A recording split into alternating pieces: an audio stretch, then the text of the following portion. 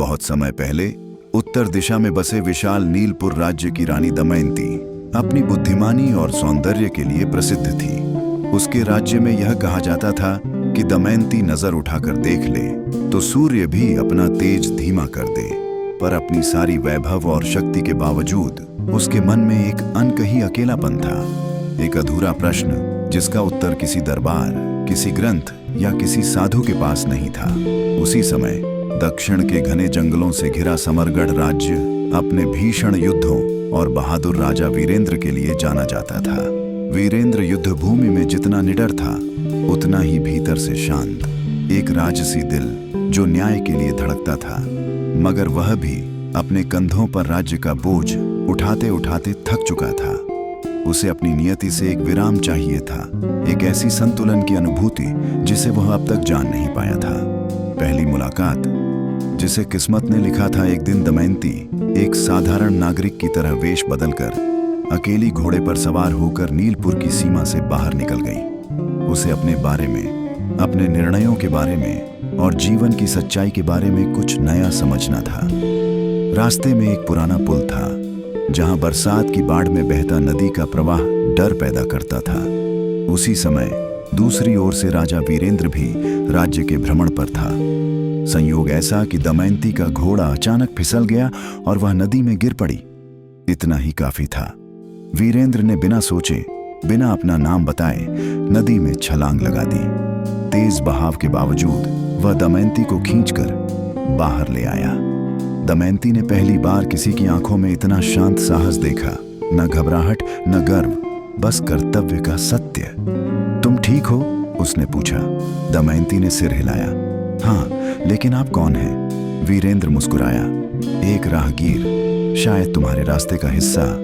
दोनों अनजान थे, पर दोनों को लगा जैसे उनके बीच कोई पुरानी पहचान हो। एक साथ की यात्रा, मौसम बिगड़ रहा था, बादल पहाड़ों पर अटक गए थे। दोनों पास के जंगल के मार्ग से चलते हुए एक छोटी सी पहाड़ी झोपड़ी तक पहुंचे। रात वहीं बितानी थी। बाहर तूफान था, अंदर धीमी आग और दो अजनबी जिनके बीच एक अनकहा विश्वास पनप रहा था। दमयंती ने उससे पूछा, तुम जीवन में सबसे ज्यादा क्या ढूंढ रहे हो? वीरेंद्र ने कहा, शांति, जो शक्ति से नहीं मिलती और शायद किसी सच्चे साथी से मिलती है। दमयंती चुप हो गई। उसके मन में जो अकेलापन था वो अचानक हवा में हिलता सा लगा।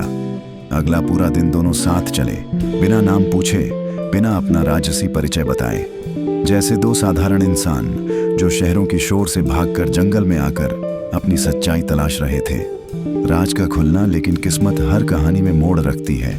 जब वे नीलपुर के मुख्य द्वार तक पहुंचे, सैनिकों ने रानी दमयंती को देखकर जमीन पर झुककर प्रणाम किया। महारानी, हम सब आपकी तलाश में थे। वीरेंद्र ठिठक गया। उसे अंदाजा नहीं था कि वह जिस युवा स्त्री को साधारण समझ रहा था वह पूरे उत्तरी साम्राज्य की रानी है। दमयंती ने भी पहली बार उसका असली चेहरा देखा। उसकी आंखों में सम्मान भी था और दूरी भी, जैसे अचानक दोनों के बीच दीवारें खड़ी हो गई हों। तुमने अपना नाम क्यों नहीं बताया? उसने धीरे से पूछा। वीरेंद्र बोला, मैं राजा वीरेंद्र हूं, पर शायद तुम मुझे उस व्यक्ति के रूप में जानना बेहतर समझोगी जो तुम्हें नदी से बाहर लाया था। दोनों चुप रहे। दो राज्यों की दूरी। कुछ दिनों बाद समरगढ़ का दूत नीलपुर पहुंचा। दोनों राज्यों ने वर्षों से कोई संपर्क नहीं रखा था।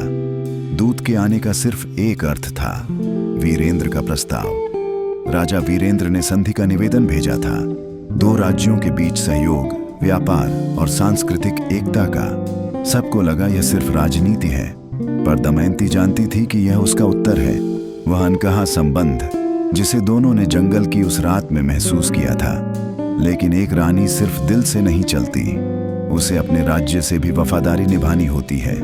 फैसला जो कठिन था। दरबार की सभा लगी। मंत्रियों ने राजनीतिक फायदे नुकसान गिनाए। पुराने राजाओं की तरह दमयंती किसी भावना में नहीं बहना चाहती थी। उसने अकेले में सोचा, क्या वह एक रानी बनकर निर्णय ले या एक इंसान बनकर? इस सवाल का उत्तर उसी के भीतर सोया था। अगले दिन उसने संदेश भेजा, संधि स्वीकार है, लेकिन यह संधि राजनीति की वजह से नहीं, दो सच्चे मनुष्यों की वजह से जन्मी है। वीरेंद्र मुस्कुराया। दोनों राज्यों का संगम समरगढ़ और नीलपुर के बीच वर्षों बाद शांति और सहयोग की सुबह हुई। दोनों शासक मिलकर सीमा पर बने विशाल मंदिर में मिले, बिना किसी औपचारिकता के।